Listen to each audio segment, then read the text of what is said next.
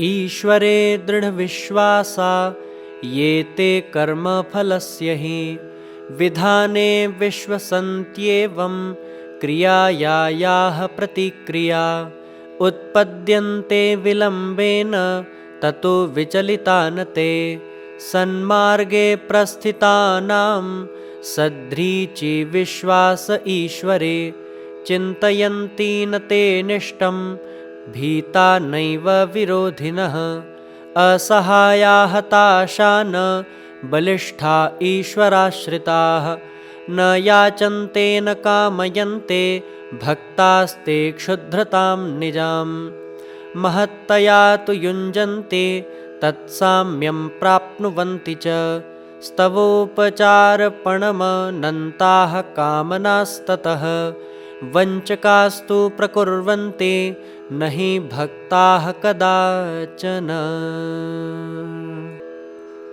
अर्थात ईश्वर विश्वासी उसके कर्म फल विधान पर भी विश्वास करते हैं, अस्तु वे क्रिया की प्रतिक्रिया उत्पन्न होने में देर लगने से भी विचलित नहीं होते। सन्मार्ग पर चलते हुए जिन्हें ईश्वर के साथ होने का विश्वास रहता है, वे न अनिष्ट की बात सोचते हैं, न विरोधी से भयभीत होते हैं, न एकाकी होने की बात सोचकर हताश ही होते हैं। ईश्वर भक्त सच्चे अर्थों में बलिष्ठ होते हैं। भक्त न याचना करते हैं न कामना। वे अपनी क्षुद्रता को महानता के साथ जोड़ते हैं और तत्सम बन जाते हैं। स्तवन उपचार के बदले असीम मनोकामनाएं पूरी करने की बात प्रपंचक करते हैं, भक्तजन नहीं। व्याख्या। आस्तिकता का अर्थ है ईश्वर के नियम अनुशासन में दृढ़ विश्वास। ऐसे दृढ़ विश्वासी जानते हैं कि कर्म का परिपाक पारितोषिक बनता है। इसमें समय अवश्य लग सकता है, पर उसके लिए धैर्य खोने की आवश्यकता नहीं। वे जानते हैं कि हर क्रिया लौटकर अपने ही ऊपर प्रतिक्रिया करती है। दुष्कर्म में निरत होने वाला व्यक्ति इस तथ्य को भुलाकर तात्कालिक सुख बटोरने में जुटा रहता है। कालांतर में रोग, शोक, पतन के रूप में जब वे फलित होते हैं तो उसे प्रतिक्रिया का सिद्धांत ज्ञात होता है। सन्मार्ग पर चलने वाला मन में यह दृढ़ विश्वास रखता है कि वर्तमान में भले ही यह घाटे का सौदा प्रतीत होता है, आगे चलकर जब भी इसके परिणाम आएंगे वे सुखद ही होंगे। श्वेतकेतो जगत्यत्र भौतिके दृश्यतामय शरीरस्य बलं शस्त्रबलं संघबलं तथा बलं बुद्धेर्धनस्यापि कलाकौशलजं बलम् आत्मिके जगति प्रोक्तमेकमात्मबलं त्वलं तस्योपार्जनमीशस्य भक्तिक्षेत्रे तु संभवं सच्चिन्तनेन सत्कर्मं बीजस्यारोपणेन च। अर्थात हे श्वेतकेतु, भौतिक जगत में शरीर बल, शस्त्र बल, संगठन बल, बुद्धि बल, धन बल, कला कौशल जैसी अनेक सामर्थ्य हैं, किंतु आत्मिक जगत में एक ही बल है, आत्मबल। उसका उपार्जन ईश्वर भक्ति के क्षेत्र में सच्चिंतन और सत्कर्म का बीजारोपण करते हुए संभव होता है। व्याख्या। थोड़ा सा धन जमा हो तो कालांतर में ब्याज के साथ बढ़ता चला जाता है। मनुष्य के पास बहिरंग जगत की संपदाओं से भी बढ़कर एक ऐसी आत्मिक संपदा है जिसे चिंतन में श्रेष्ठता तथा क्रियाकलापों में उत्कृष्टता का समावेश कर बढ़ाया जा सकता है। अंतर जगत की यह खेती दिव्य विभूतियों की फसल के रूप में पकती व व्यक्ति को विभूतिवान बनाती है। आत्मबल एक ऐसी विशिष्ट संपदा है जो मात्र मनुष्य को ही मिली है। यह बात अलग है कि इस रत्न भंडार को बहुत कम पहचान पाते व उपयोग कर पाते हैं। आत्मबलातिरिक्ता तु विभूतिर्न हि जीवने मनुष्यस्य मता श्रेष्ठा विशालात्मा तु यो नरः सामर्थ्यवान् स एवास्ते सम्पत्त्या युक्त एव च उपार्जनमिदं भुक्ता वकृत्वा सावधानतः महत्सुद्देश्यकेष्वेव योजनं महतामिदं वैशिष्ट्यं वर्तते येन जगत्सन्मंगलं भवेत्। अर्थात आत्मबल से बढ़कर मनुष्य जीवन में और कोई बड़ी विभूति नहीं है। जो इसका धनी है उसे सामर्थ्यवान पाया जाता है और संपत्तिवान भी। इस उपार्जन को विलास में न खर्च करके सावधानी से महान उद्देश्यों में नियोजित करना महामानवों की विशेषता है, जिससे जगत मंगलमय बन जाता है। व्याख्या: भौतिक सामर्थ्य की अपनी महत्ता है, उपयोगिता है, पर आत्मिक विभूति से उसकी कोई तुलना नहीं की जा सकती। जहाँ भौतिक संपत्ति को संपदा माना जाता है, वहाँ आत्मिक संपत्ति को विभूति कहते हैं। एक सिद्धि है और दूसरी रिद्धि। इसे भगवान ने इसलिए नहीं दिया कि इसका दुरुपयोग व्यर्थ अहम प्रदर्शन, बाजीगरी, सिद्धि, चमत्कार आदि में किया जाए। महामानव, देवदूत इसीलिए इसे मंगलकारी कार्यों के लिए नियोजित रखते हैं, व्यर्थ नष्ट नहीं करते। जीवनं देवतानूनं प्रत्यक्षं तस्य लभ्यते अभ्यर्थनाभिरेतत्सत् परिणाम परंपरा जीवनं नोपहारोऽस्ति प्रभोः प्रतिनिधिस्तु तत् जीवनोपासनामूला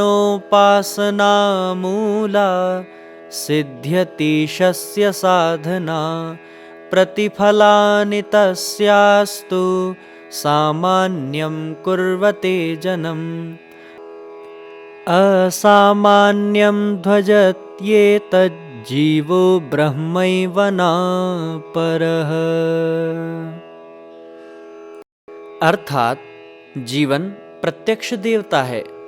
उसकी अभ्यर्थना करने से हाथों हाथ सत्परिणामों की प्राप्ति होती है।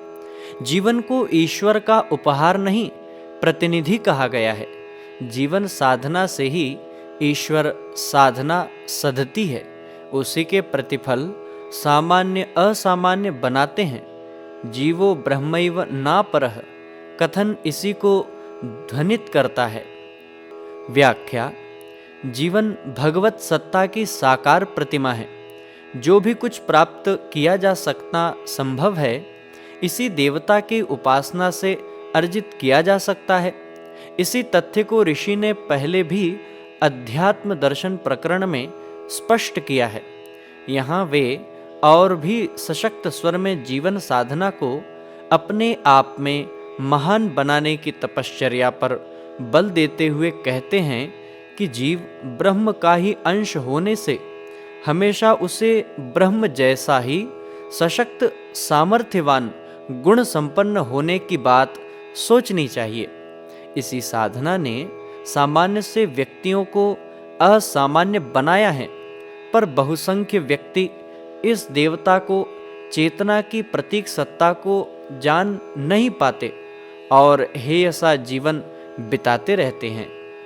श्वेतकेतो मानवोऽयं महान् पूर्णाद्यतो ध्रुवम् उत्पन्नस्तथ्यतस्तेन सोऽपि पूर्णोऽस्ति मन्यताम् कषायकल्मषावृत्तो दरिद्रो दीन एव च शिथिलीकरोति यावच्च मालिन्यभवबन्धनं सामीप्यं सरलं तस्य तावदीशस्य संभवेत् ईश्वरस्य समीपे यः सामर्थ्यमधितिष्ठते।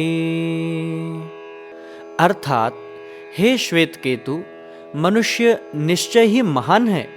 वह ईश्वर से उत्पन्न होने के कारण तथ्यतः पूर्ण ही है। कषाय कल्मशों से आवृत होकर ही वह दीन दरिद्र बनता है। मलिनता के भव बंधनों को जो जितना शिथिल करता है, उसके लिए ईश्वर की समीपता उतनी ही सरल बनती जाती है। जो ईश्वर के निकट है उसे सामर्थ्य का अधिष्ठाता माना जाता है। व्याख्या: मनुष्य महान है, अपने में समग्र है। यह मात्र इस कारण है कि वह ब्राह्मी सत्ता का ही एक अंश है। जिस प्रकार बुझती आग को प्रदीप्त करने के लिए राख रूपी मलिन आवरण हटाना पड़ता है, उसी प्रकार मनुष्य पर भी दैनंदिन जीवन में छाए कल्मश कषाय को मिटाने की आवश्यकता पड़ती है। ये आवरण अमर बेल की तरह होते हैं, जो वृक्ष से पोषण लेती हैं और उसके ऊपर छाकर उसे शुष्क कर डालती हैं। यदि जीव सत्ता को परम पिता के सामीप्य का लाभ पाना हो तो इसे इन बंधन की जंजीरों को तोड़ना ही होगा। मनुष्य दीनहीन बनता है, अपने ही कारण ईश्वर के समकक्ष बनने का श्रेय पाता है, तो वह भी मात्र अपने ही बलबूते। अरण्य साधनायां हे ब्रह्म विद्याभिसाधना ब्रह्मवेत्तार आत्मीयं सामर्थ्यं ज्ञायतां भृशं विश्वासस्तत्र कर्तव्यः तं च वर्धयता निशं बलिष्ठतायै साहाय्यं यद्यपेक्षेत भिक्षत सहैवात्र च विज्ञेयस्त्वैश्वरोऽनुग्रहः सदा अनुरूपः पात्रताया लभ्यते नात्र संशयः। अर्थात हे आरण्यक साधना में ब्रह्म विद्या की साधना में निरत ब्रह्मवेत्ताओं, आत्मा की सामर्थ्य को समझो, उस पर विश्वास करो और बढ़ाओ। बलिष्ठता के लिए यदि सहायता की आवश्यकता पड़े तो ईश्वर से मांगो। साथ ही ध्यान रखो, पात्रता के अनुरूप ही दैवी अनुग्रह उपलब्ध होता है, इसमें संदेह नहीं।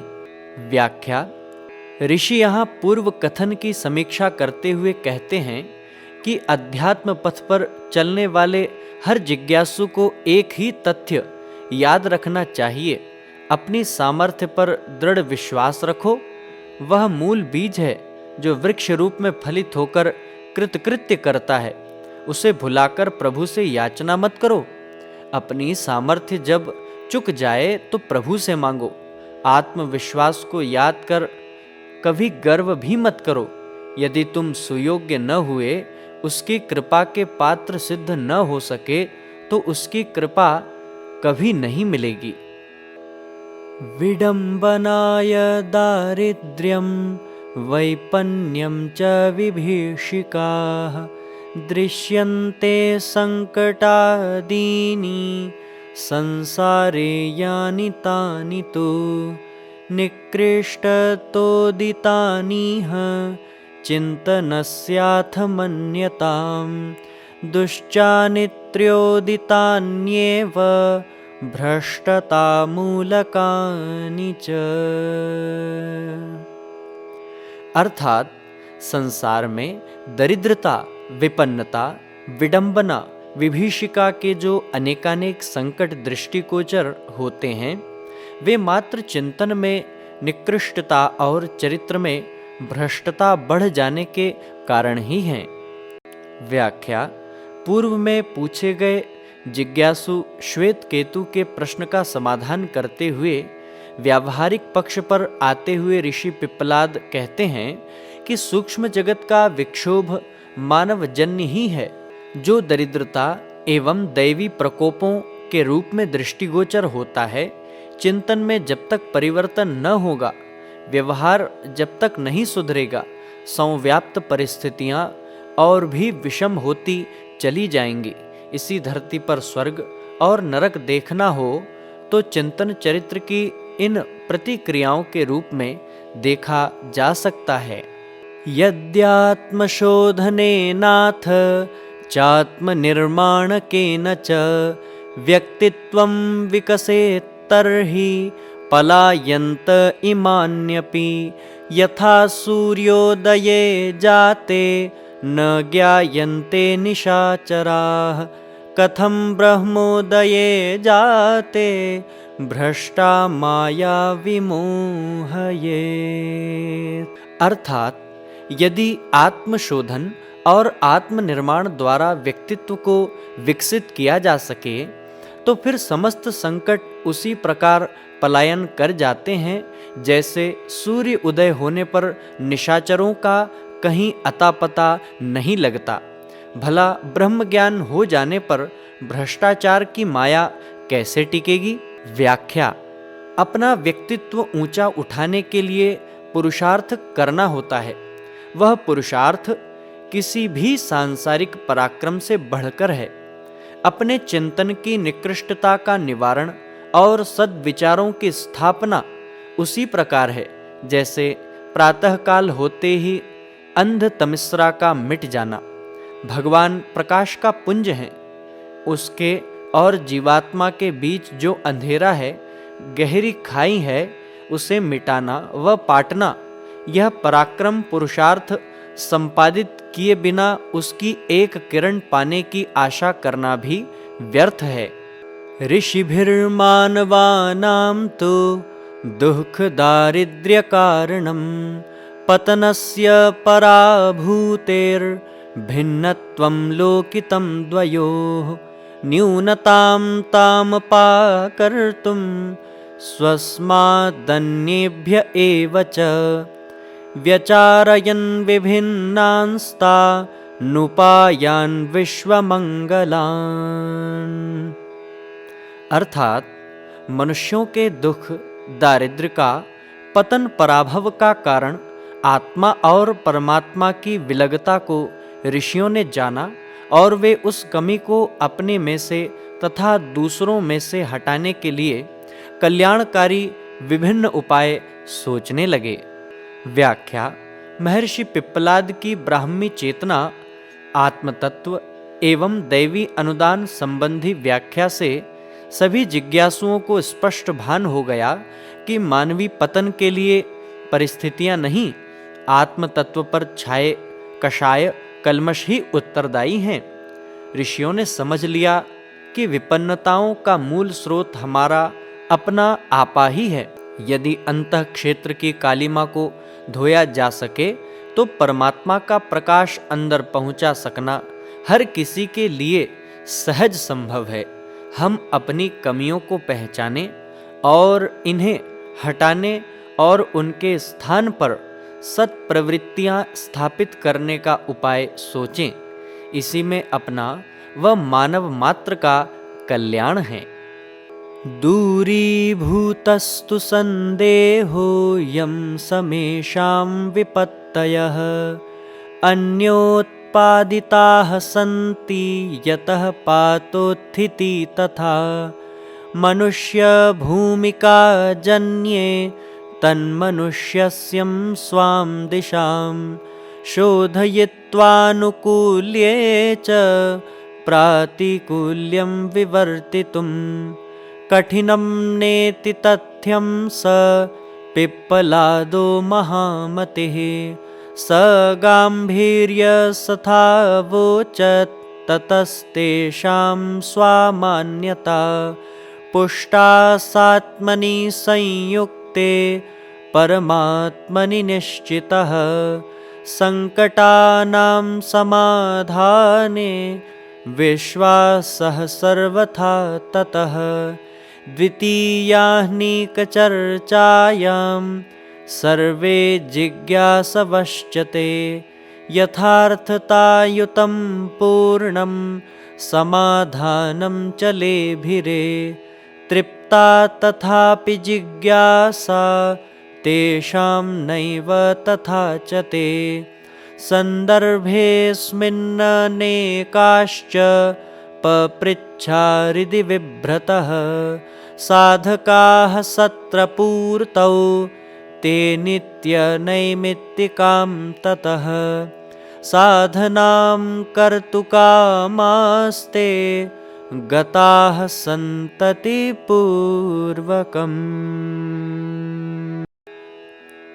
अर्थात सभी का यह संदेह दूर हो गया कि विपत्तियां दूसरों द्वारा थोपी जाती है।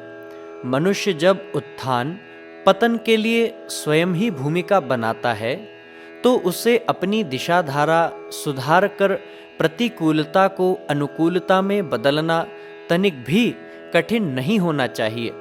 यह तथ्य महाप्राज्ञ पिप्पलाद ने जिस गंभीरता के साथ समझाया, उससे उनकी पूर्व मान्यताओं को और भी अधिक बल मिला और आत्मा को परमात्मा से मिला देने पर उनका सुनिश्चित विश्वास हो गया।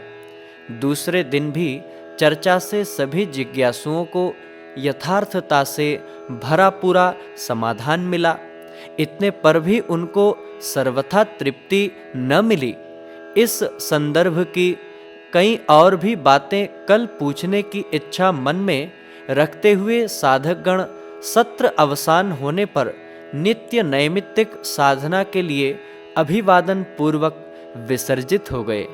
व्याख्या: मनुष्य का यह भ्रम कि हमारी प्रतिकूलताओं का कारण बहिरंग जगत है, इस तथ्य से मिट जाता है कि जैसी मनः स्थिति एवं आचरण वह बनाता है वैसा ही उसका संसार होता है। जब भौतिक जगत में बड़ी बड़ी नदियों की धारा को बदलकर इनकी दिशा बदली जा सकती है, तो अंतर जगत के इस भागीरथी पराक्रम द्वारा जीव को ब्रह्म से मिलाना, स्वयं को उत्कृष्टता से जोड़ सकना पूरी तरह संभव है। दो तार मिलते ही दोनों दिशाओं में प्रवाह आरंभ हो जाता है। एक बार संपर्क जुड़ते ही दैवी अनुदान अजस्र मात्रा में बरसने लगता है। फिर मनुष्य देवात्मा, देवदूत, ऋषि स्तर का हो जाता है। यह किस विधा द्वारा किया जाए, इसकी जानकारी महर्षि पिप्पलाद ने दी और सबकी इस संबंध में बनाई मान्यताओं को और दृढ़ बनाया। अगर आपको हमारी यह वीडियो पसंद आई हो तो कृपया इसे लाइक, शेयर व कमेंट अवश्य करें।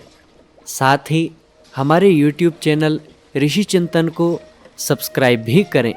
साथ ही बेल आइकन को भी प्रेस कर दें ताकि आने वाली सभी वीडियोस की नोटिफिकेशंस आपको मिलती रहें। धन्यवाद।